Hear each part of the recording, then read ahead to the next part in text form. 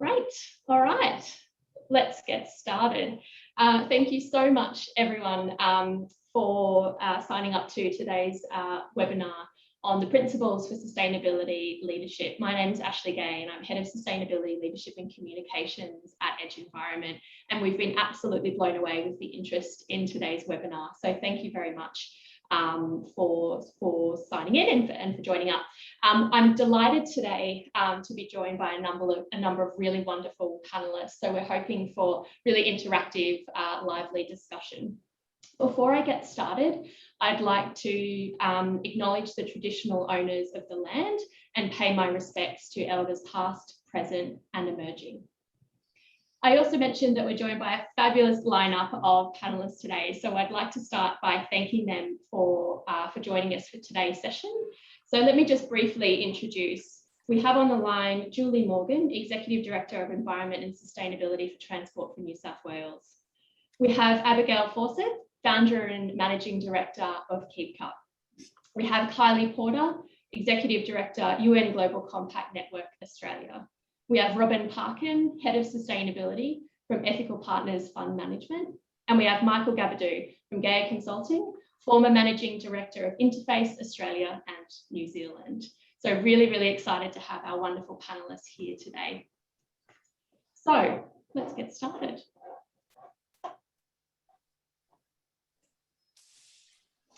So the plan for today is over the next hour, we'll take you through a presentation that summarises the findings from our research on sustainability leadership.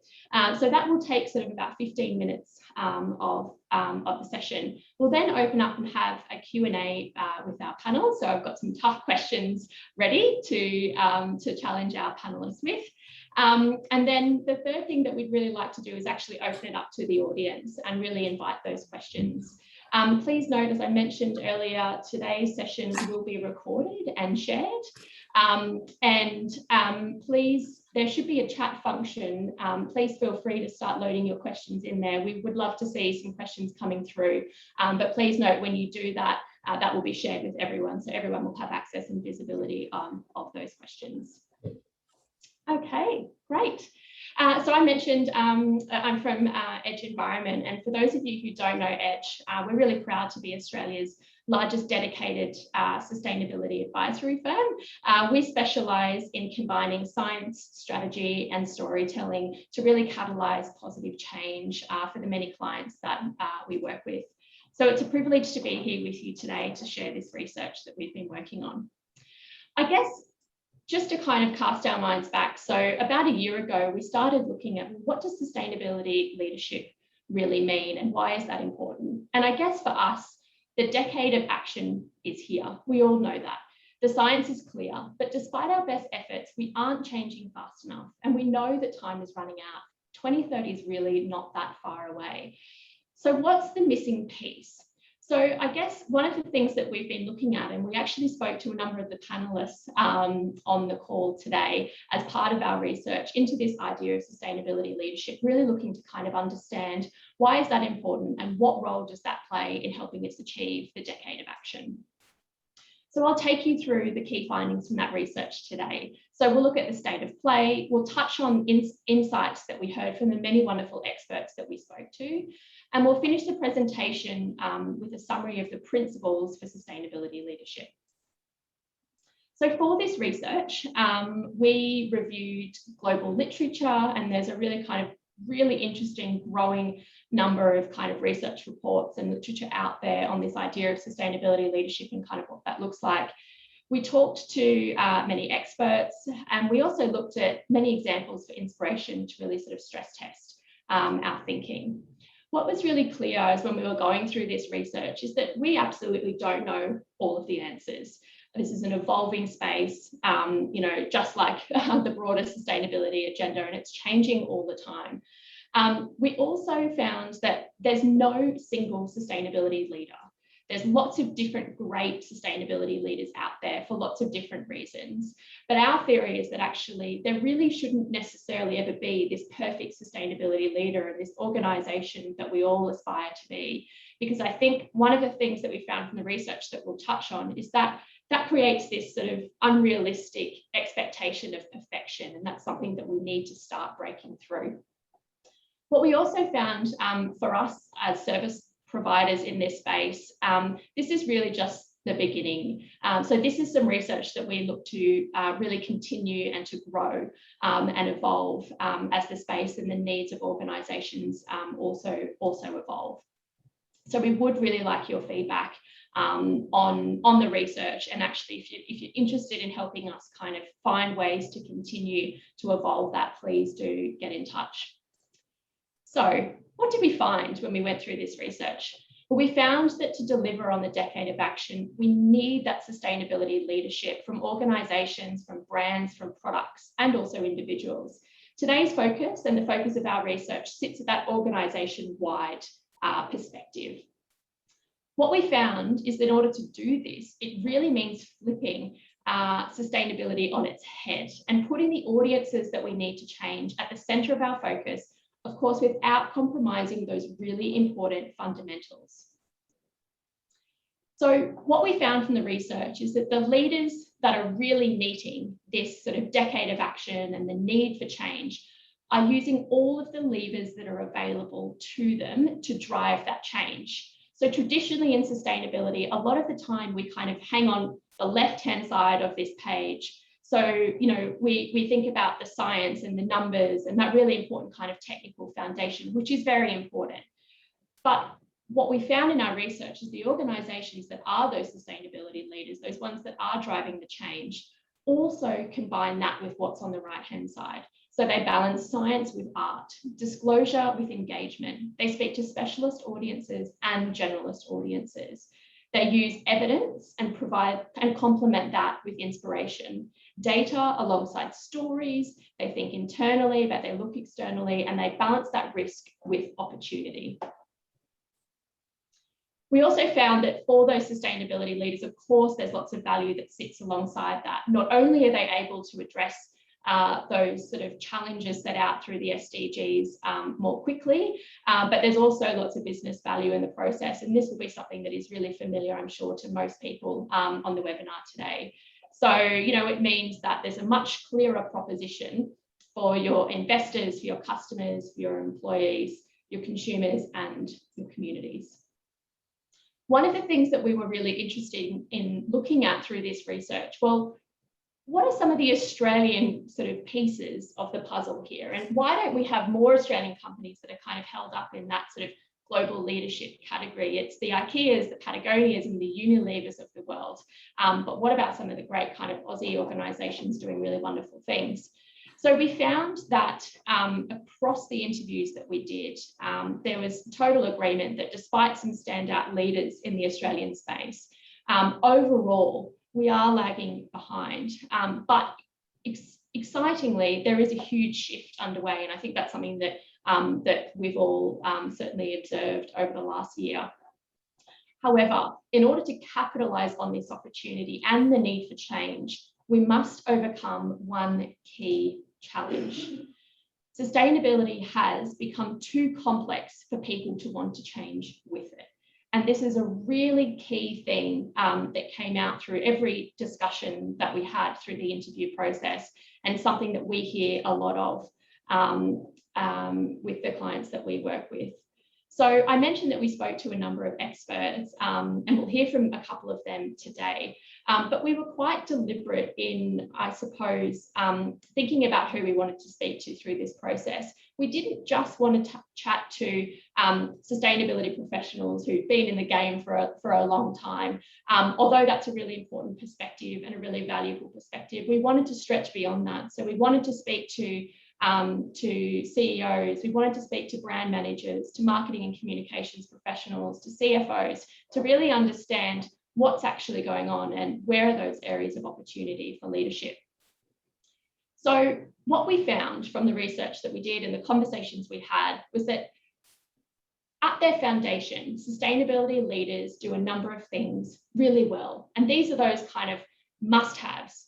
So we found that sustainability leaders sell products and services that are good for society and the environment. And if they don't, they have plans, external facing plans in place to radically transform. They set bold and science-based targets. They source, make, and provide their products and services in an ethical, responsible, and sustainable manner. And it's important that we always remember both of those perspectives. So not just how it's made, but what it is and what is the purpose and function of that product. And we also found that they align to global direction, momentum, and agendas. So these are things that we found kind of make up those sustainability leaders at their core. However, what was interesting was that there's also things that sustainability leaders do really well that actually sets them apart, because of course there's many organizations looking at some of those sort of foundational aspects. So we found, and this first one I think was really, really interesting for us. We found that sustainability leaders are imperfect.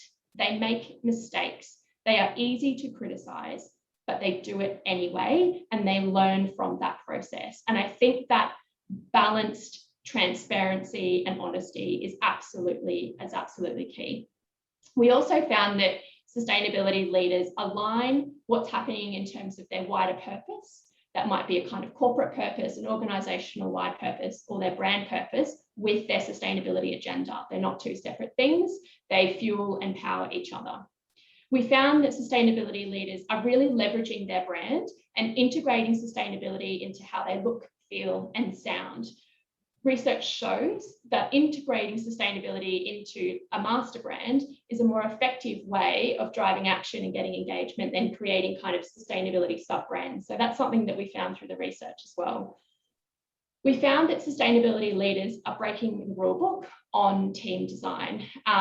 We're seeing this shift from the kind of individual sustainability champion to sort of that integrated network of change makers, which is really powerful. Of course, sustainability leaders make sustainability everyone's job, and part of that is the kind of the stick and the carrot, both of those things kind of working hand in hand. We've also seen this in the work that we do, but sustainability leaders are increasingly comparing themselves to like-minded companies, not just their traditional competitors. We also found that they translate sustainability according to what is relevant to their audiences. So they figured out we can't just build this sustainability thing here and expect other people to come. It's actually about how we take what is important to us and what we know is important for wider society and the planet, and find that bridge to really connect that to what our audiences care about, whether that's internally or externally. And finally, we also found that organizations that do all of these things and are navigating this on a daily basis are creating a new breed of CEO. So with all of that insight, we had a bit of a sort of step back and a think around, well, what are the principles for sustainability leadership? How do we make this practical for organizations, and what could that look like? So these principles, which I'm about to talk you through, are designed to really help you understand where you are as an organization on your journey, and provide ideas and inspiration to drive that change faster. And I guess just recognizing that, you might be an organization that aspires to be a sustainability leader. You might also be an organization that has been a sustainability leader for a number of years, but actually you're noticing that with increasing competition, you're looking at, well, how do we continue to hold or defend that leadership position into the future? And you might not even be ready for the idea or even the conversation around sustainability leadership yet, but actually there might be things in here that help you sort of figure out, okay, well, what does that journey look like, and where do I start? So these 10 principles are sort of laid out here on the page, and I'll take you through kind of one by one briefly. I should mention there'll also be more information on each of these principles in the report that we'll be releasing in the next couple of weeks. And as you all signed up to the webinar, you will receive a copy of that as soon as it's ready. So first and foremost, sustainability leaders are decisive about their commitment, and they own it. It was really interesting that when we spoke to a number of experts, there was a really clear moment when that decision was made. And that decision has to come from the CEO and the board, and that commitment has to be clear and consistent. The second thing is that sustainability leaders need to be making money by being a force for good. That's something that we know is fundamental, and we're all looking at that shift. But I think what might be interesting is if organizations were to look across their product portfolio, across their service portfolio, and identify where their revenue is coming from, and look at, okay, well, what portion of that is coming from more sustainable services or products, and how do we actually increase that over time? How do we make that 100% of what we do? Sustainability leaders also pinpoint where they want to lead and where they don't. Sustainability is such a complex space, it's changing all the time. There's so many different issues and challenges, but being clear on the 2 or 3 things that you're really going to focus on, in that kind of material sense, is really important. The fourth talks about collaboration, and I guess this idea of sort of looking at how we bring together not just some of those traditional peers or traditional competitors, but wider perspectives. So open sourcing solutions for thought leaders, competitors, peers, and others to contribute to learn from, to use, break, and then help you kind of put it back together is something that we're also seeing.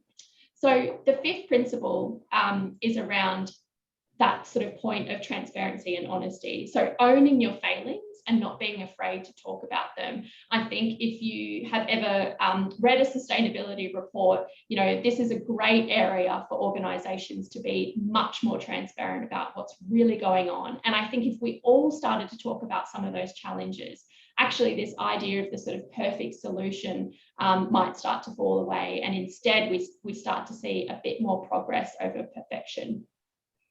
Number 6 is translating sustainability into a language your audiences understand. And we've touched on this a little bit already throughout the session, but that idea of really needing to understand the proposition of sustainability in a language and in a format that makes sense for consumers, for investors, and for employees, and almost using that as the starting point and working back and looking at, well, how do we actually deliver on that? One of the ways to do that effectively is number 7. So aligning the sustainability, corporate affairs, HR, and marketing team plans. So actually bringing everyone together and saying, hey, this is what we're actually trying to achieve. How do we work together to really make that happen? And it sounds reasonably obvious and reasonably straightforward, but it's something that we know many organizations find a bit difficult, because I suppose from a sort of brand and marketing perspective, sustainability is always this sort of slightly scary or intimidating space. So as sustainability professionals, we need to be making that an easier sort of proposition for teams to kind of come together and collaborate. Number 8, we've already touched on, which is this idea of valuing progress over perfection. Quite often, one of the challenges that we have in sustainability is the need to absolutely perfect every little detail. And in some cases, that is important. However, what we're finding is that a lot of the time we're sort of over-indexing on that. And what we really need to be doing is actually just making a start. Number 9 is measuring performance using quantitative and qualitative indicators. One of the things that was really interesting in the research was that we asked experts, should sustainability leadership be something that we measure? And if so, what could that look like? And it was interesting, we were surprised by the response. So half the people that we spoke to said, well, of course, what gets measured gets managed. But the other half said, well, actually, we've been trying that and it's still not quite working. So what are we missing? And so really that balance between the quantitative and the qualitative is really quite important. And number 10, of course, is celebrating and sharing success. And I think this is something that in Australia doesn't come naturally to us all the time. But really, elevating people that are doing great things across the organisation and your customers and your wider supply chain, and telling that story is a really important piece of the puzzle, alongside, having those kind of really sort of honest conversations about those areas of challenge. So these are the 10 principles for sustainability leadership. And I think, during the research, and the more and more we sort of think about this space, the more examples of really sort of brilliant leadership, sort of come to light. So, looking globally, H&M appointed a little while ago their Chief Sustainability Officer into the role of CEO.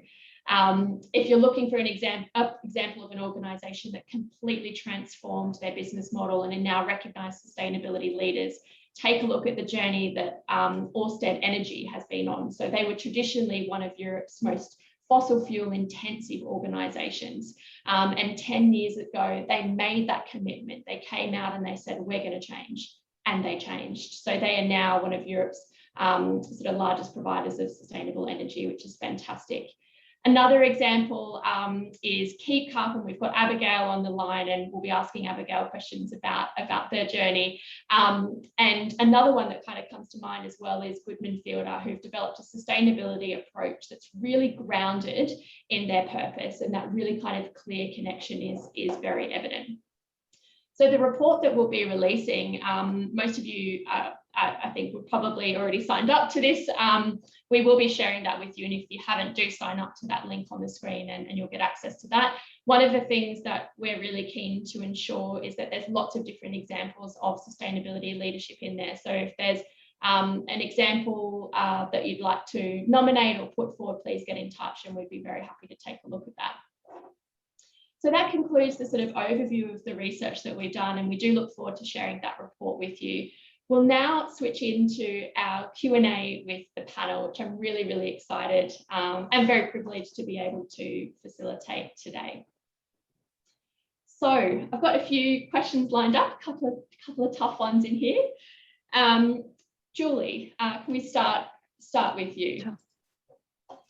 Julie, in your career, you've been a criminal lawyer, an innovation lead, and now you're Executive Director of Environment and Sustainability at Transport for New South Wales. As someone who's worked in lots of different roles, what stood out to you when you first started working in sustainability? It's such a good question, Ash. So what really stood out to me is coming into this role without a background in sustainability.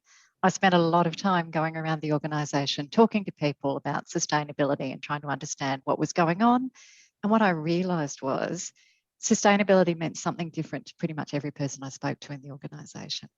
There was a lot of activity going on, a lot of sustainability work in our projects, but it was all disconnected. It was kind of hidden, and there was nothing connecting it to our purpose as an organisation. There was no connection to the rest of the business, and certainly no connection to our customers or the community.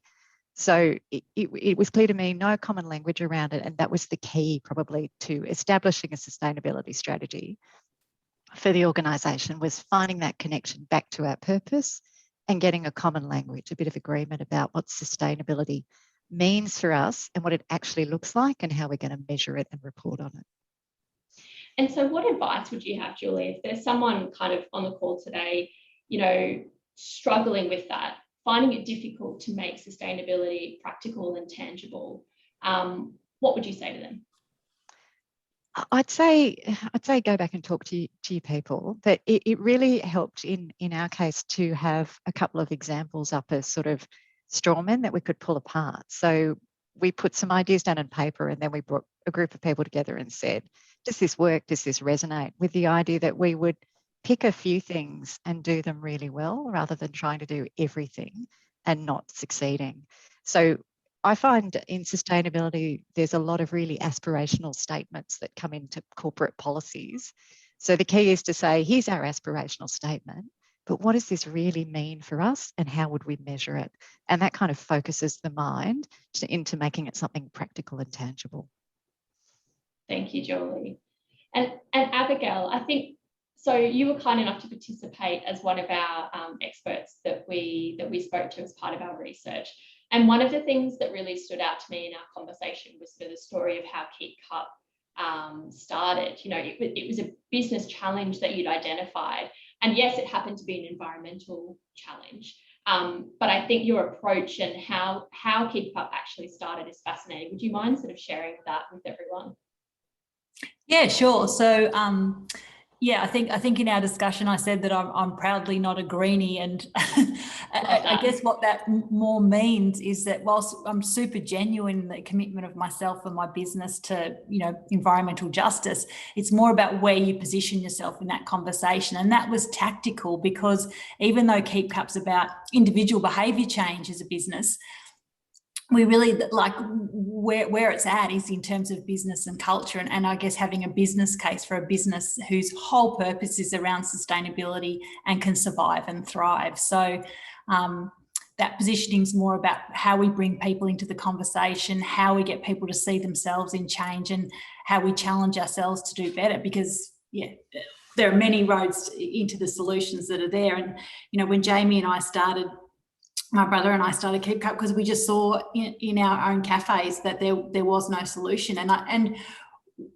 we thought the solution was so obvious and so necessary, we'd sort of be done by now, but we're not. And I guess even though when we started, we talked about, is it going to be about sustainability or is it going to be about sexy? And the truth is that, you know, we draw people in through beautiful product design, practical things like it being modular and easy to clean, but also connecting our product with great coffee, so that the behaviour is not just aspirational, it's aspirational rather than being worthy. And then when you scratch the surface, you see that reducing impact underpins every decision we make as a business. And you can see that decision, so you must have made that decision about the approach to branding at some point, because I think, you know, one of the challenges that we sort of found in the research is that quite often the easy thing to do is actually, when we're communicating and designing things around sustainability, is to slap on some leaves and to, you know, hold our kind of hands together and have an earth there with the light bulb out the top, with the leaf out the top. And I have seen that. So that kind of, you know, cliched sort of visual approach to sustainability was clearly something that you wanted to avoid. Yeah, because I think I think it's a bit suspicious, and also well, there's a lot of greenwash out there. There still is, and it's gonna keep coming thicker and faster than ever before. But I think we didn't think it was strategically a good idea, because 12 years on, we thought by now, you know, having sustainability as part of your business strategy wouldn't even be a differentiator. It would just be a ticket to the game, that, you know, all businesses would have renewable power, life cycle assessments, product stewardship, all those things would just be sort of a ticket to the game. And we recently did some work with Deloitte, who said that only 5% of businesses have sustainability as something strategically aligned in their business plan. But then I guess for us, so even back in 2007, it was pretty obvious that anyone who was deeply environmentally aware and committed to reducing impact, they weren't even going to use a Keep Cup, because they weren't even using single-use cups in the first place. So we had to pitch our business and our appeal much further down the line to engage people at different stages of the journey. And we wanted people not to have to identify as green in order to use a Keep Cup. And it would be, you know, the first step on a journey. And, you know, you use it because you love the design, you use it for you love the colour, but in the end, your behaviour is sustainable. Like, that's the result. It underpins what you're doing. I love that. And I think, you know, with that, you're talking to 100% of the population, not just people that are already part of the converted, if you like. Part of the club. Yeah, part of the club. It's a good club. It's a growing club, but yeah. And Kylie, I think that's kind of a really interesting segue into work that you do at UN Global Compact. So you get to work with lots of different companies at sort of all stages of the sustainability journey. What have you kind of noticed in the last 12 months? Has COVID had an impact on the level of ambition? Yeah, it has. For a lot of companies, it has. I think for a lot, it's also made that a little bit more challenging. I think broadly speaking, there's just been huge leaps and bounds in sustainability generally. Like, I started working in this field almost 20 years ago, when switching off the light was, you know, the way that you engaged employees on environmental issues. And I think, you know, Abigail's comments around Keep Cup and, you know, sustainability just being core to a business, similar to Abigail, I thought that by now we would be at that point and not be having some of the same conversations. And, you know, now with the onset of COVID, we've seen things like some cafes still not comfortable with filling coffee, you know, coffee, reusable coffee cups, and going back to the unsustainable, you know, although some of them are biopack, but, you know, unsustainable single-use coffee cups as well. We've definitely seen an increase, not just in the interest, but also in the willingness to embed sustainability into business strategies. I think COVID really thrusted a few things forward in relation to businesses understanding where some of their cost base lied that had significant impacts on the environment. So obviously travel being a really big one there. We've seen a lot more businesses understand more around circularity and the need to adopt an approach, not just a recycled, but a whole circular approach to how they embed their products. We've seen definitely a big flip in decarbonisation and that approach. And, you know, in Australia, one of the unfortunate aspects of that is that companies that do decide to speak out quite firmly on a 1.5 degree emission target or below tend to get obliterated by the government or members of the government. And so it becomes a very difficult space for companies to speak loudly about what they're doing. It's not to say they stop doing it, but it definitely poses a challenge there. I mean, we've had quite a big increase in our members over the last 12 to 18 months, and a lot of that is driven by the desire to embed a principles-based approach to business by integrating the SDGs and learning how to do that. But it's also propelled by initiatives like the Science Based Target Initiative, you know, which Edge Environment's quite heavily involved in, and that's all around setting a 1.5 or less degree target without using things like offsets. We've also seen things like the Modern Slavery Act and some of the calls in Europe for mandatory human rights due diligence increase the desire for companies to understand more around that space and how to integrate it. On the flip side to that, we also recognise the struggle that a lot of SMEs have. So for some SMEs, like the SDGs or the Sustainable Development Goals, which you put up earlier, Ash, they're core to a company's business, and they can work through the SDGs that are fundamental to their operations and their services. But for some, it's just so far-fetched. You know, they're struggling to stay afloat. They've got people's health, you know, their employee wellbeing, etc., to think about. And so whilst they're probably doing things that automatically embed that principles approach to business and parts of the SDGs, it's a lot more difficult for them to talk about sustainability as being strategically implemented, you know, unless their core basis is or their core belief system and their core business is something akin to Keep Cup, where it's all, you know, the thank yous and whatnot of the world, where it is just central to what they do. Yeah, thank you. And what are some of the, I guess, kind of biggest areas of opportunity then that you see for Australian organisations to really be at that kind of global standing around leadership on these big issues? Yeah, so climate is a massive one. The path to net zero in Australia is challenging because of we still, despite Scott Morrison's comments at the Climate Summit last week, we definitely still don't have a clear path to decarbonisation. A gas-led recovery is not going to fix the issue. We're still going to end up with stranded assets. So it is really up to companies to lead the way in setting clear targets and delivering on those targets. So not just setting them, but actually ensuring that they're delivering on targets less than 1.5 degrees.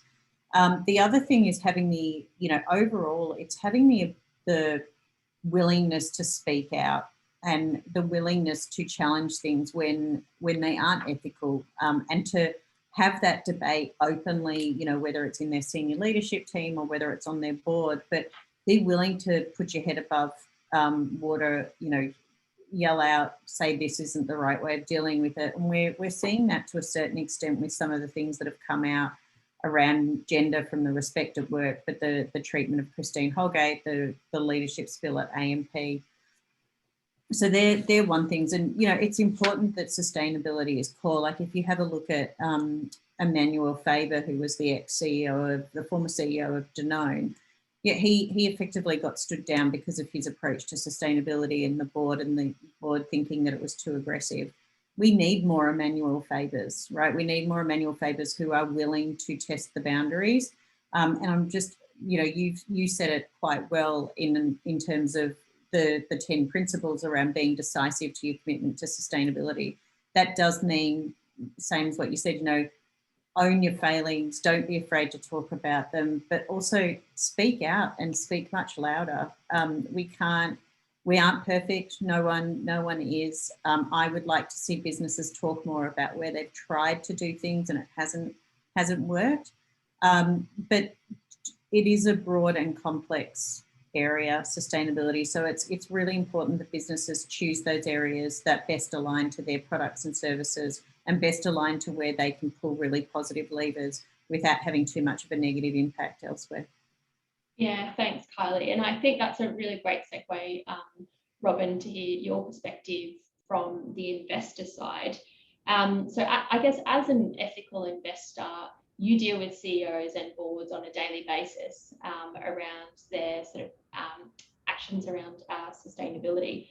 Are boards in Australia helping or hindering progress? Well, thanks, Ashleigh. Look, as you mentioned, you know, traditionally we have seen Australia lag behind other markets in their board understanding and attention to sustainability.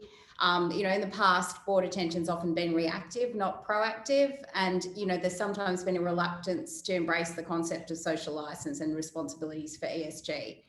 It's important to note that this varies across a really wide range of progress, however.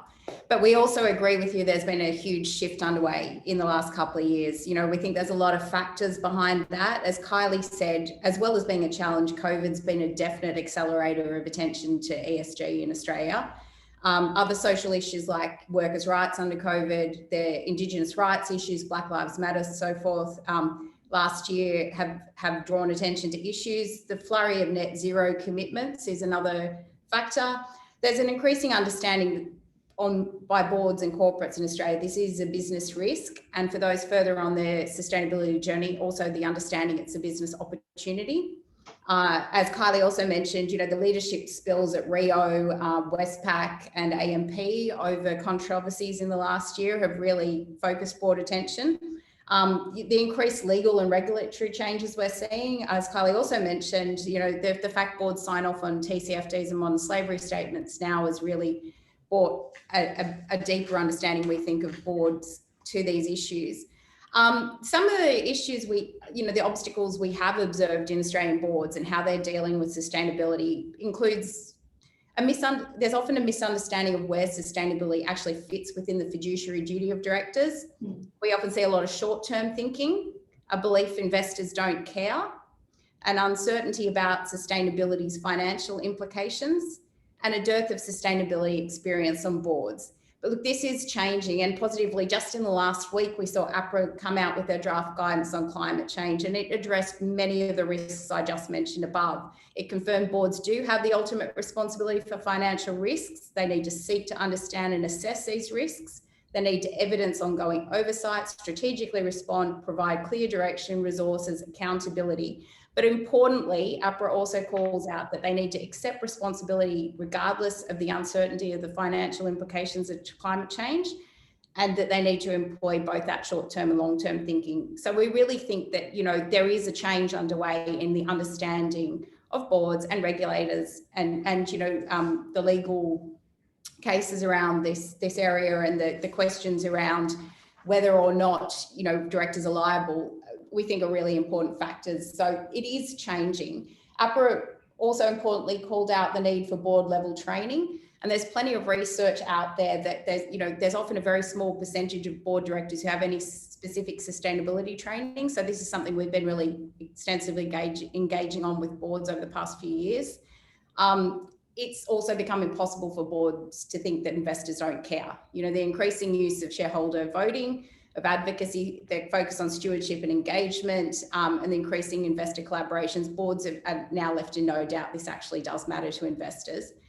Another factor we think could be important is the fact we have a really small and interrelated Australian director pool. For example, there's 185 directors that are on 3 or more boards, and there's at least one of these directors on 47 of the 50 largest corporate boards, largest companies in Australia. We believe this could either potentially limit the diversity of thought around sustainability, but alternatively, if these directors can become a sustainability champion, they can have a huge amount of positive influence. So, that's where we're talking to boards. Research has also shown more diverse boards have better sustainability leadership. So it's encouraging to see Australian boards progressing on gender, even though there's still a long way to go. And we're now engaging with boards around racial diversity as well. But we think one of the things we think it's crucial for boards to take that next step further is to really understand the importance of outcome measurement and targets and the incentives for management on sustainability. So we engage a lot around the KPIs. Of sustainability in REM. So to summarise, we've seen a real increasing acceptance, understanding and interest in sustainability over the past couple of years. And while there's still a long way to go, we find that really encouraging. Thanks so much, Robin. And I think from your perspective, as an ethical investor instead of funds manager, what would you like to see from some of these companies that want to be sustainability leaders? What would ultimately make you want to invest in them? Yeah, well, look, I mean, a lot of it you've talked about and the other panelists have talked about, but if I've talked about it at a really high level, it's that authentic, genuine narrative backed up by bold aspirational targets, then backed up by observable actions and measurable progress in the business. So if I could break that, and as you said before, it's not just one person, it's that interplay and interrelation between the board, the CEO, the sustainability team, the divisions of the team. It's how it all works together. But if I broke that down to some sort of practical things, we look for companies that have an honest and realistic self-assessment of their progress, and as you said, their failings, their issues, their challenges.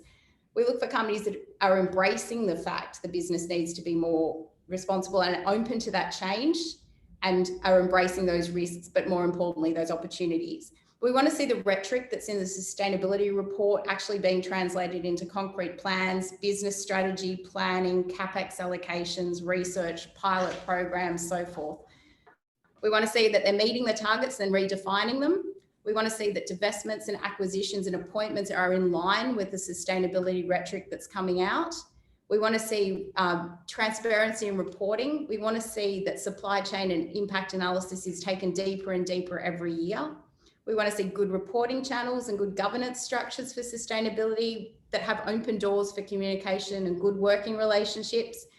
Importantly, we look at the company's attitude when we challenge them on gaps in their sustainability approach, and we often find that that's really telling. We look for the continual improvement, the accountability. We also look at a company's willingness and comfort with taking a leadership position in sustainability if we push them. We look at the willingness to collaborate, as you talked about before, and it's that understanding that there's a non-competitive attitude to sustainability and that we can't solve these problems alone, that we need to collaborate together. We look for a willingness to listen, both to internal or external experts, but also to shareholders and then also to their consumers. We want them to be proactive and forward thinking. And then we want that aspirational goal and target. It's making that decision and then finding the solutions to get there. But as Julie said, it's that balance between, you have to actually show outcomes and pragmatism. And it's a real art, as you said before, Ash. It's that art of actually putting the science into action. But, really to sum up, the company needs to be able to visualize that we look for companies that can visualize how they'll not only survive but thrive in the changing world. And it's taking that complexity you talked about before and translating it into something understandable and desirable. It's the understanding of the changing requirements of business. It's a humbleness and a confidence. It's an enthusiasm for finding those opportunities. And it's the ability to inspire and support the whole company with the understanding sustainability is everyone's job, as you said, and being able to permeate that through all divisions of the business. And finally, it's the ability to look at the problem and think outside the box about how an entire business model may have to change and adapt, as you used in the Orsted example, and understandingness and willingness to address their impact. And finally, the ability then to communicate and storytell that progress to inspire others. I know that's a lot of things, and you know, as you said, there's no perfect answer, there's no perfect person, but it's how all of these factors work together and actually show us the outworking within a company of those aspirational goals and rhetoric that we look for. Thank you, Robin. It's so insightful to hear that perspective, you know, from that investor perspective at the coalface of dealing with, you know, Australian sort of boards and executives on these issues. So I'm sure people were very furiously taking notes there. Thank you. No, that was fantastic. Thank you very much for that. And I think, Michael, I think that's a really nice kind of, you know, segue into bringing your perspective here into the conversation. So you were managing director for Interface Australia and New Zealand, a very well-known sustainability leader. You were intimately involved in the organisation's transformation. What was the secret to success? How did you do it? Oh, you're on mute. You could say we tried to apply everything that Robin said, but you know, I'm not sure that it was as simple as that. Well, yes, Interface, I mean, started on that journey back in 1994. So there was no blueprint at all. There was no, you know, panel talking about how to do it at the time. So it had to be sort of invented at the time. There were very, very few leaders who were down that road. And you know, it was very much a transformation. We heard about Abigail and even Edge, you know, as a business, it's based on a sustainability idea that became a business idea. The case of Interface was different. It was a business, which from a sustainability point of view was a pretty bad business, because basically it was making flooring products, which are essentially, the material was more or less 100% oil-based materials, unrecyclable, unrecycled. One of the biggest, you know, landfill, you know, components basically, so really bad. So it was very much about transformation. So, you know, joke apart, it's true. What Robin says is very, very right. You know, all those things need to be done and need to be looked for. If I try to highlight the key elements that that made the journey by Interface successful, I think the first one was leadership.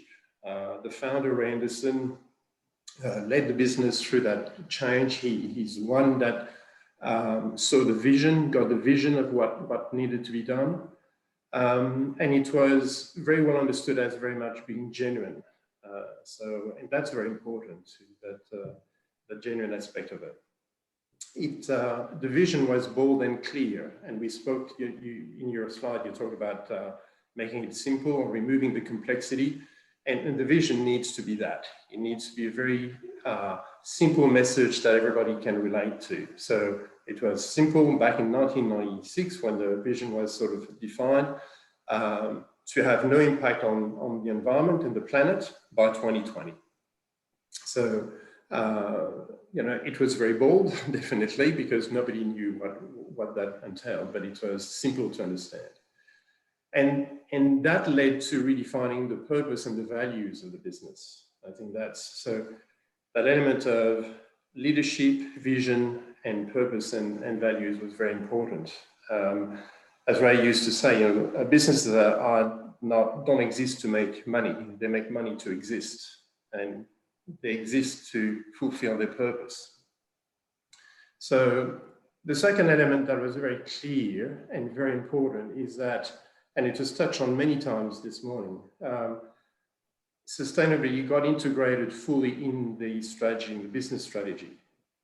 It was not something that was brought on the side or another dimension that we would do when the times are good.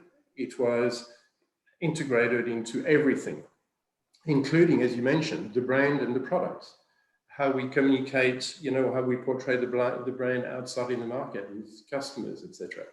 So it's very important as well, because then it brings all the people into the strategy, because everybody gets involved into that sustainability.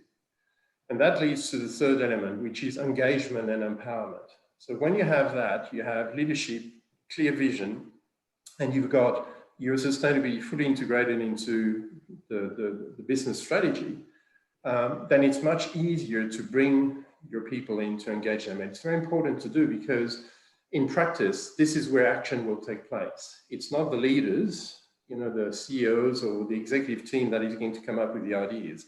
It's the people down into the organization that will create the innovation, that will come up with the ideas, that will talk to external people about the challenges they are trying to resolve and bring those solutions into the business. And the last element, I think that was very important, is to never give up, never take no for an answer. And that was demonstrated right at the beginning. You know, very quickly, Interface realized that to be able to recycle its product, which of course was a clear objective from the start, you need to be able to recycle the fiber, which is nylon fiber.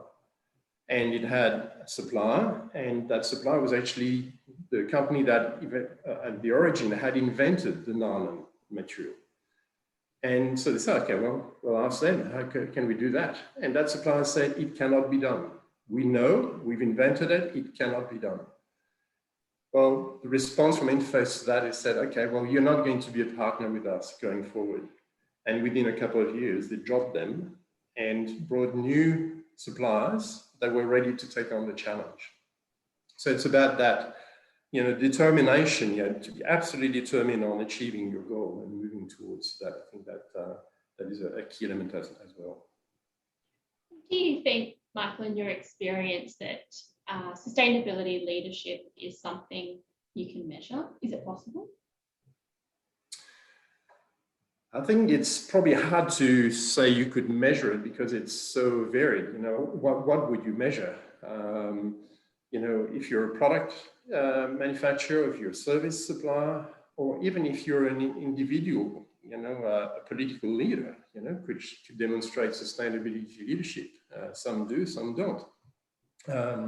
So I think it's hard to measure, but I think that rather than saying you could measure it, I think you can recognize it. There's a few traits which probably you come across all the leaders. I mentioned, you know, with right leadership. I think that's an important one, and by that I mean that genuine belief. It's important that it's seen as genuine, otherwise it doesn't stick. A long-term view and consistency along that long-term view.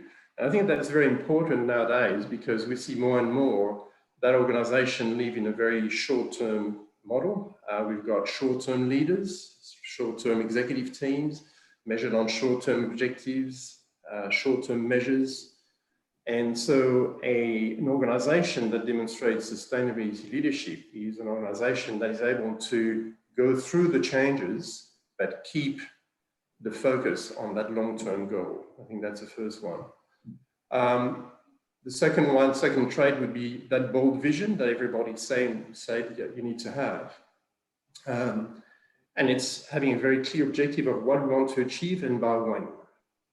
And, you know, as I said, there was no blueprint in 1994 when Interface started. And even now, when you take on a bold vision on sustainability, there's no roadmap. Sometimes we hear, you need to have a roadmap. Actually, with sustainability, there's no roadmap because there's no road. And you can't wait for the road to be built until you're engaged on that path. So you know where you want to go, by when, you know, have a good idea of the terrain and the obstacles that you have to overcome, and you go along and face those as you go with your team. Those sustainability leaders are able to do that.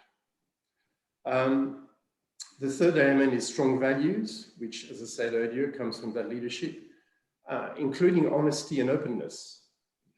It's about being open and showing the measurements, showing how good or bad we are on the various dimensions now, even to external people and customers and external stakeholders, and indicating that, you know, being clear on the challenges that we don't know yet how we're going to resolve, not be afraid of that.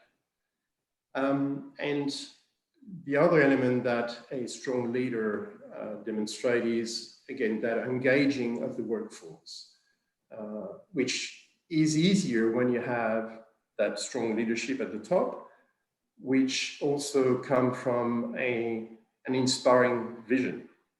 You mentioned inspiration as being an important dimension. You also mentioned stories. And that's one of the things that were developed quite strongly at Interface, is about sustainability stories.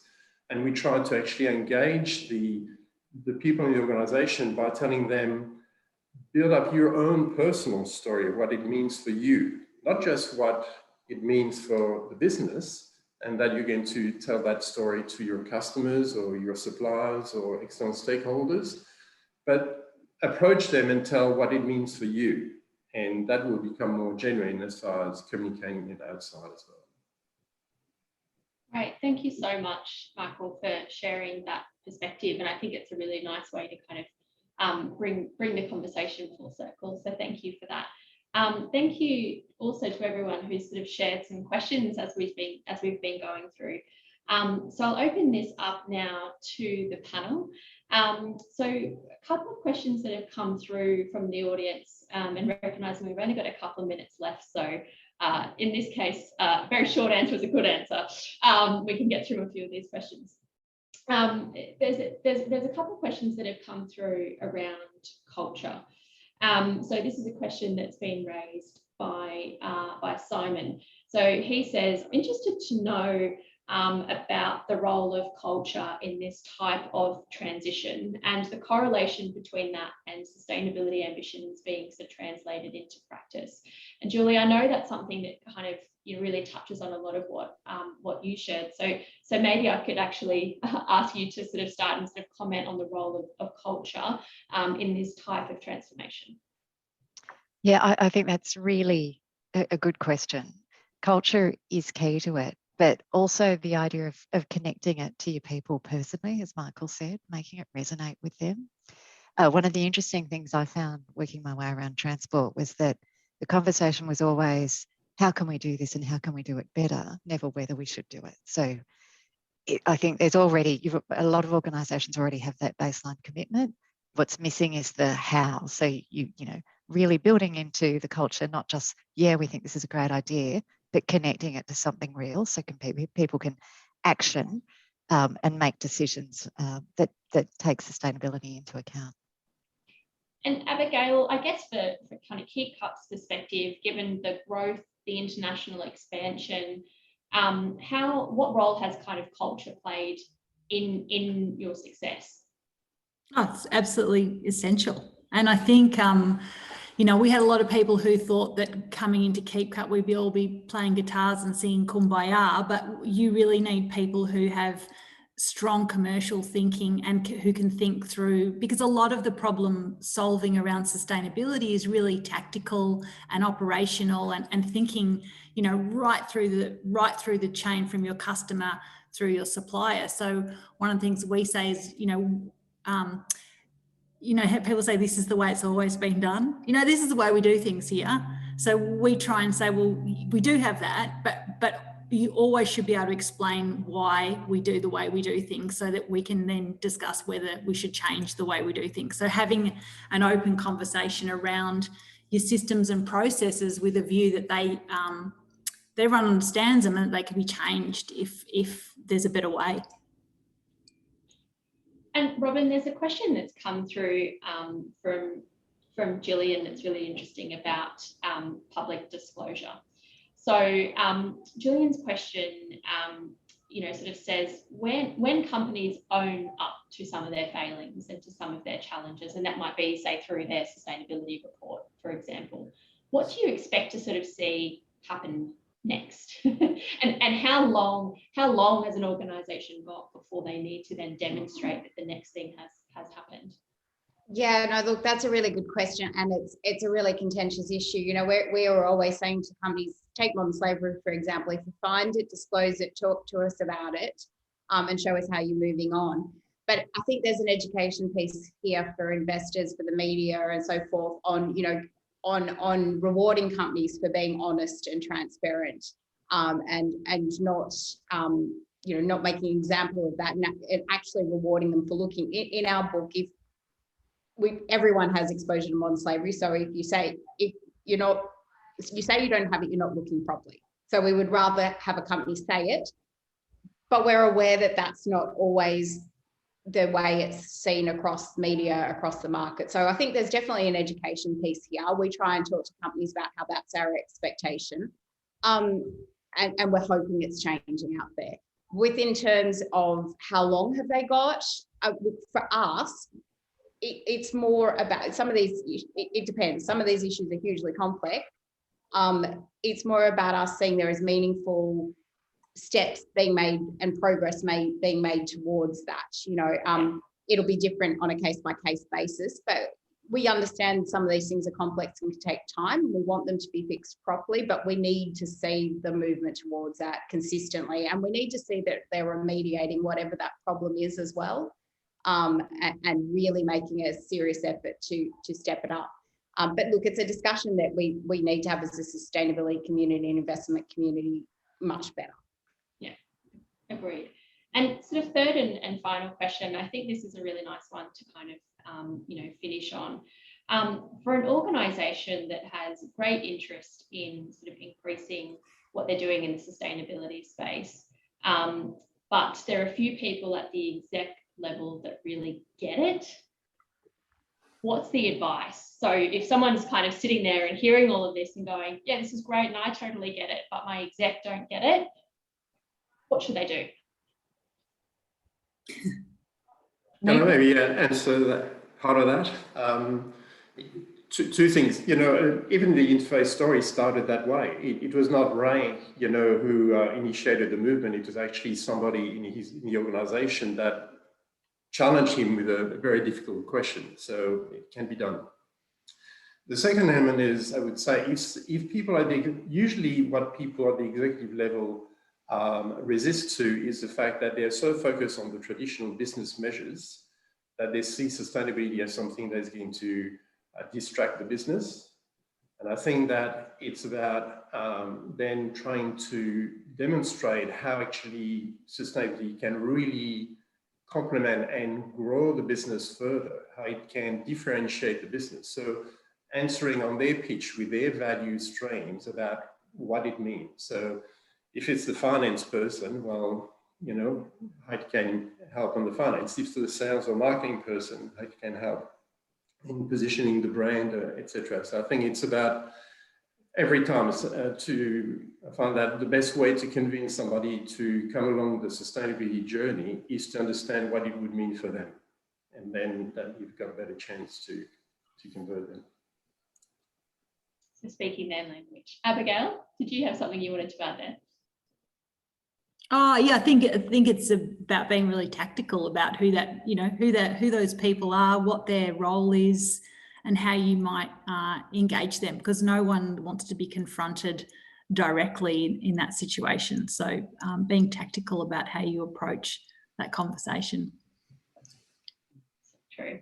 Kylie, did you want to add a final comment there? Yeah, I mean, both Michael and Abigail covered it off, but I also think it's about appealing to their senses outside of a business sense as well. When it comes to discussions about modern slavery, it's not some far-fetched thing. We're talking about human beings, and how would you feel if your son, daughter, parent, etc. were in that position? With climate change, it can often be a bit more of a hard to imagine, time in the future. So appealing to something that might interest them in that space, and clutching, not to want to use this word and associate it with sustainability, but it is around clutching at, at those heartstrings and the things that really motivate people to change. Totally. Thank you very much, everyone, for sharing your perspectives. And thank you very much to our audience who's provided some really great questions, and apologies we're not going to get through all of them. So just I guess to kind of finish up today's session, if you are interested in finding out more about sustainability leadership and understanding how your organisation can further accelerate this transformation, please do get in touch. Including my email address down the bottom of the screen. We can help with things like doing a presentation to your team or the wider organisation, diagnostics workshop to help you understand kind of where you are on that journey, and even then kind of building that out into a broader kind of roadmap for change. Of course, leveraging the sort of brilliant science-based and sort of strategic expertise that we have across our organisation.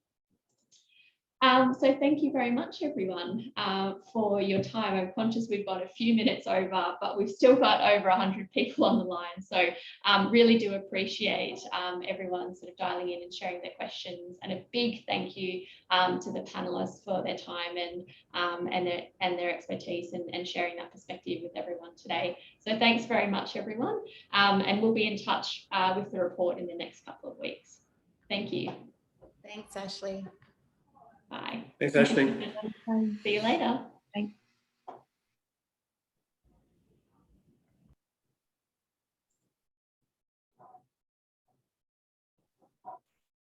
Thanks, Ash. See ya. See ya.